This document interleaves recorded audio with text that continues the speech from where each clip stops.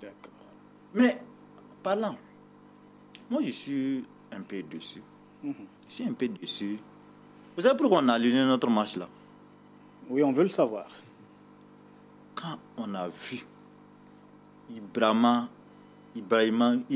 Maïga à côté des éléments du MPSR, À la prestation de à serment. la prestation de serment, moi j'étais indigné.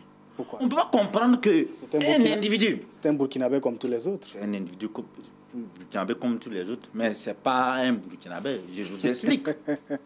D'accord. Depuis les États-Unis, Oui, c'est lui qui lançait les alertes. des alertes, qui donnait des secrets militaires, qui divulguait des secrets militaires, et qui donnait même la position. C'est-à-dire que s'il y a une attaque là, oui. c'est lui qui est le premier. Mais attendez, si tu aimes ta nation, il faut donner l'information aux militaires, ils vont pouvoir lutter contre le terrorisme. Et il a même dit sur sa page Facebook là qu'il renonce à sa nationalité burkinabé et qu'ils allaient voir les autorités compétentes, les institutions compétentes, pour qu'il soit, pour qu'on lève sa nationalité burkinabé.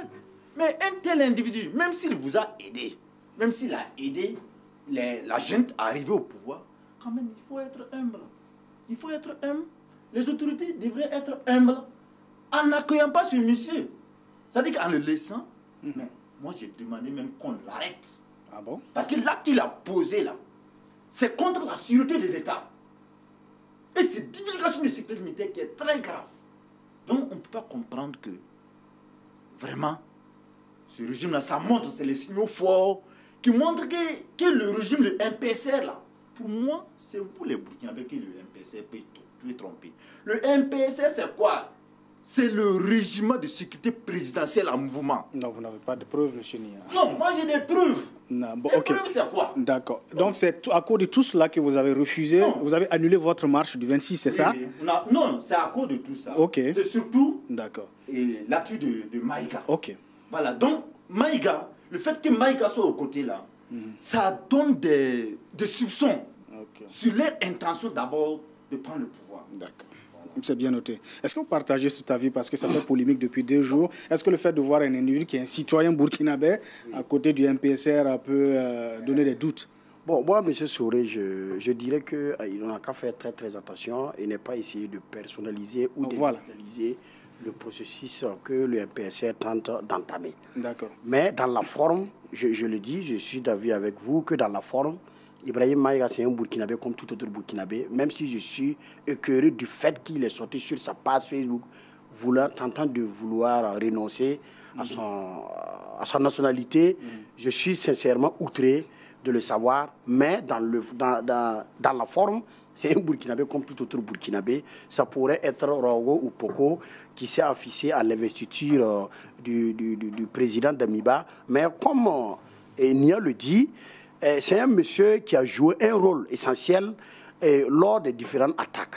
Donc, dans le fond, il aurait dû avoir l'humilité de ce, même s'il a été invité ou pas, il aurait dû avoir l'humilité pour lui-même son propre image et son propre crédibilité.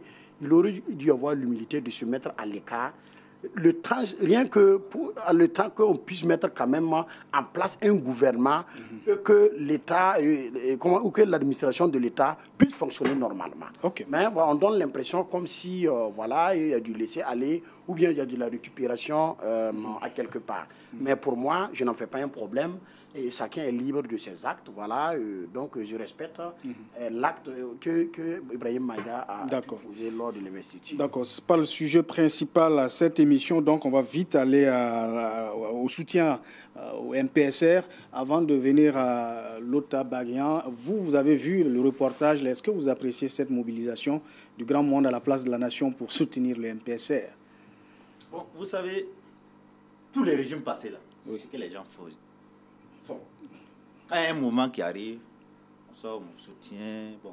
Ce sont les mêmes pratiques. Ce sont les mêmes pratiques. Donc, ce sont des pratiques. En fait, c'est les actions concrètes là qui peuvent mobiliser le peuple. Mais c'est aujourd'hui là. Moi, je veux, monsieur Baghian, vous avez marché pourquoi? Pour les soutenir quoi? Parce qu'ils sont arrivés? Non. Ils sont arrivés, ils n'ont rien fait d'abord.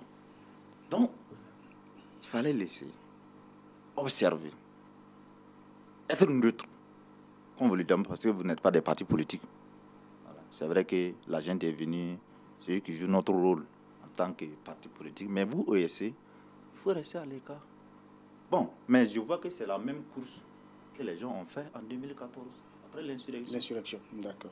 Alors, c'est Abdul Karim Baguian, la marche a été une réussite selon le comité d'organisation. Alors, ce qui nécessite forcément un budget. Il y en a qui parlent de cinquantaine de millions, d'autres parlent de 100 millions.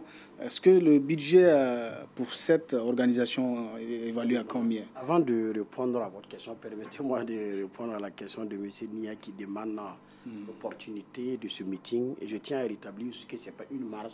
Un meeting, oui, ok. Voilà, c'est comme je l'ai dit lors du début de mes narrations. Nous avons été ceux-là, faire partie de ceux-là qui ont demandé la démission du président Roch-Kaboré, ou la démission d'un régime. Et à un moment donné, l'armée a répondu à notre cri de cœur.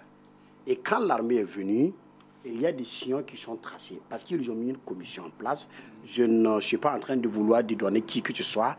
Il y a une commission de réflexion et une commission de préparatifs pour la mise en place du charte qui est là. Raison pour laquelle il fallait organiser ce meeting pour se faire entendre. Parce que j'ai comme l'impression que les gens sont en train de retourner les choses. Nous n'avons pas organisé ce meeting pour tout simplement soutenir le MPSR. C'est pas pour applaudir. Il y avait un devoir de redevabilité auprès de l'opinion nationale. Parce que quand on sortait pour demander la démission du président, on était traqués en chantant, on était gazés, on était même emprisonnés. Donc quand l'armée a pris ses responsabilités, il était de notre devoir de chercher un cadre, comme je tente de vous expliquer, et l'expliquer à l'ensemble de Burkinabé. Il fallait trouver un cadre pour donner notre position. Notre position est que l'armée a répondu à notre cri de cœur, comme vous-même vous l'avez dit, mais nous avons fait des propositions. Et rien que, comment on appelle ça, et quand vous avez suivi les discours qui ont été menés sur place, nous avons fait des propositions qui est de demander au MPSR de s'atteler sur l'essentiel. L'essentiel, c'est quoi? C'est la récupération de nos territoires perdus. C'est de faire de telle sorte que les déplacés internes puissent regagner leurs villas respectives. C'est de faire de telle sorte que la sécurité puisse revenir au sein de notre population. C'est de faire de telle sorte que ce que nous avons tous dénoncé durant la nuit des temps, qui est la gabégie, la corruption, la mauvaise gouvernance, ainsi de suite, ainsi de suite. Il y a eu des propositions qui ont été faites. Et c'est comme je l'ai dit, nous n'avons nullement organisé ce meeting pour soutenir le MPSR, mais non seulement leur montrer notre attachement, mais aussi faire des propositions. Et tant que s'il n'y a pas de propositions, s'il n'y a pas de sillons qui sont tracés, et ce que j'aimerais aussi dire, il faut que les uns et les autres sachent que ni une promotion, ni un groupuscule de personnes peut gouverner toute une nation. Ce n'est pas parce que l'armée a pris les responsabilités, l'armée a été au devant des choses le 24 janvier, que l'armée a cette, comment on appelle ça, a cette capacité ou cette force de vouloir gouverner le pays seul. Non, il fallait que le Burkina puisse exister pour que l'armée existe. Et l'armée doit travailler en connivence avec l'ensemble des Burkinabés. Donc, dans les propositions que nous avons eu à faire, nous avons demandé au MPSR de tenir compte de tout le monde, de répondre à l'aspiration et aux préoccupations de l'ensemble des Burkinabés. Donc, nous n'avons pas joué ce rôle-là, qui est de soutenir le MPSR et ne pas faire de propositions. D'accord. En attendant de revenir au budget, oui. Un peu rebondi. Oui. Mais est-ce que vous êtes d'accord que ce n'est pas votre rôle en tant qu'OSC de demander le départ d'un président? Vous êtes d'accord? Est-ce que vous êtes d'accord ou pas? Non, je ne suis pas d'accord. Parce qu'un OST, c'est un Burkinabé. Non, non. C'est une organisation, non. Oui. Ce n'est pas un individu. Si. Vous êtes une association apolitique. Non, mais non, une vous êtes une association apolitique. Donc, votre rôle là, ce n'est pas de demander le départ d'un président. C'est une organisation républicaine. D'accord, on va aller un à un. Oui. Voilà, donc vous finissez. Ok, allez-y, rapidement, oui. C'est pas votre rôle de demander le départ d'un président. Mais moi, je pose aussi la question, c'est vrai. Oui. On a demandé, on a tous demandé, effectivement, il est parti. Oui. Mais moi, je me pose aussi la question. Donc, le MPSR a pris le pouvoir pour prendre. Pourquoi je dis ça? Je me dis que c'était organisé, ils ont un programme, ils ont quelque chose à mettre en œuvre. Ils n'ont pas demandé, donc ils ont pris le pouvoir, maintenant ils veulent faire, ils veulent voir maintenant comment ils vont gouverner. Donc c'est la même chose que le MPP a fait. Le MPP a pris le pouvoir en 2015 quand il a pris le pouvoir. C'est maintenant, c'est quand il a eu le pouvoir qu'il a essayé de voir maintenant qu'est-ce qu'on va proposer au Burkina. Donc C'est la même chose que le MPSR est venu. Le MPSR a pris... C'est usurpé du pouvoir. Ils ont pris le pouvoir. Maintenant, bon, ils cherchent à voir... Vous pensez qu'il y a quelqu'un comité mais en fait, moi, je peux comprendre qu'ils ont une vision. Et sur la base de cette vision-là, ils prennent le pouvoir. Et maintenant, ils essaient de mettre en œuvre leur vision. En demandant maintenant de les accompagner, en demandant au comité, en mettant un comité qui réunit tous pour analyser leurs propositions. Mais on ne prend pas le pouvoir. Et maintenant, on met un comité en place pour faire des propositions. Donc moi, je suis déçu. Donc, ils ont pris le pouvoir pour prendre. Ils n'avaient pas d'initiative, rien. Mais je dis et je rappelle, le rôle des militaires, c'est d'assurer la sécurité. Donc, mais le rôle, c'est de défendre et d'assurer la sécurité. Le rôle des militaires, c'est pas de gouverner un pays. Mais pourtant, quand ils ont pris le pouvoir, vous avez applaudi. Non, j'ai applaudi parce que Oui. nous, main nue là, le président n'allait pas démissionner. Il fallait des armes. Il fallait des armes pour l'arrêter. Et après la chute, vous voulez qu'il vous laisse la place. Hein? Ils repartent dans les casernes. Mais il y a un processus en cours pour non, cela. Quel processus? Vous savez, le risque qu'on court là, c'est quoi? Vous savez, le militaire, quand il goûte au pouvoir là, on va voir dans ce pays. Non, il y a de bons militaires qui ont gouverné. Il y a Rawlings au Ghana, il y a Rwanda à côté. Mais il est devenu président. D'accord. C'est pour cela, si par exemple, le colonel veut continuer là-haut, Ok. non, il peut se déshabiller, Bon, il y a pas de se présenter. Bon, tout cela n'est pas encore clair. La transition est un processus qui est en cours. On va observer, voir ce qui sera fait. Et j'ajoute quelque Oui, chose. oui. Est-ce que vous savez que, juridiquement parlant, l'investiture d'Amiba est mieux? Je vous explique. De façon constitutionnelle, les décisions du Conseil constitutionnel se prennent à la majorité, non pas à la majorité, à l'unanimité de 9 membres du Conseil constitutionnel. Mais pourquoi on ne pouvait pas attendre le président du Conseil constitutionnel pour investir le président, le colonel? Oui, c'est ça. Mais l'intérim, l'intérimaire, c'est juste gérer les affaires courantes. Donc il fallait laisser, même s'il est en convalescence, il était en convalescence, il fallait laisser sa présence. Sa présence physique là est obligatoire. Puisque les décisions se prennent à l'unanimité. D'accord. Donc son investiture là, juridiquement là, c'est nul. Ok. Apparemment, la venue du MPSR, de la façon dont les choses évoluent, ne convainc pas trop notre ami Gafaro Niang. Et vous qui soutenez le MPSR à travers un meeting.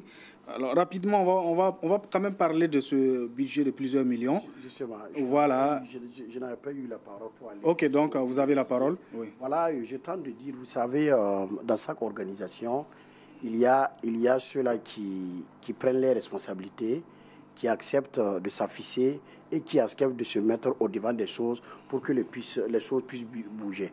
C'est comme je le disais tantôt, quand nous on sortait dans les rues pour demander la démission du président Roch-Kaboré, on a appelé à des marches, on a tenu des conférences de presse. Moi, je pense qu'à ce moment, la personne a demandé d'où provenait le budget.